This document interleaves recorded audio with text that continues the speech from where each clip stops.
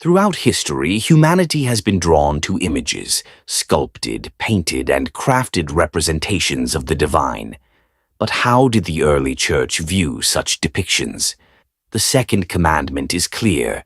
You shall not make for yourself a carved image, any likeness of anything that is in heaven above, or that is in the earth beneath, or that is in the water under the earth. You shall not bow down to them nor serve them. Exodus 24-5. The Apostle Paul urged believers, flee from idolatry. 1 Corinthians 10:14. And again we are reminded, we walk by faith, not by sight. 2 Corinthians 5:7. From the earliest centuries, Christian thinkers denounced the use of images in worship. Justin Martyr, writing in the 2nd century, made this bold declaration.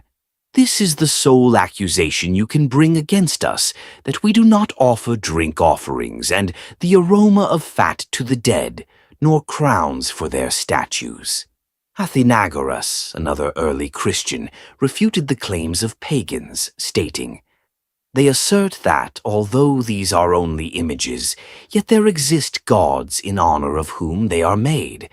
They say that the prayers and sacrifices presented to the images are in fact made to the gods. Irenaeus condemned those who created likenesses of Christ, warning that they honored them just as the pagans honored their philosophers. Clement of Alexandria was even more direct. We are not to draw the faces of idols, for we are prohibited to cling to them. Tertullian, known for his sharp arguments, declared, we know that the names of the dead are nothing, as are their images. But when images are set up, we know well enough who carries on their wicked work under these names, none other than accursed spirits. Origen, a brilliant theologian of the 3rd century, challenged those who placed their trust in idols.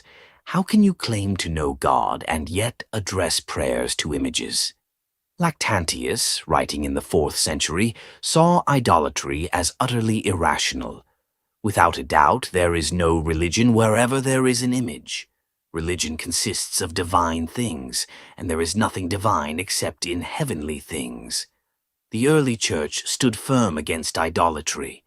Their writings reveal a deep conviction that true worship is directed to God alone, without the mediation of lifeless images. Even when accused of impiety by the Romans, Christians remained steadfast. They knew that worship was not about what could be seen, but about faith in the unseen God. So today, as we reflect on the past, we ask ourselves, are we walking by faith or by sight?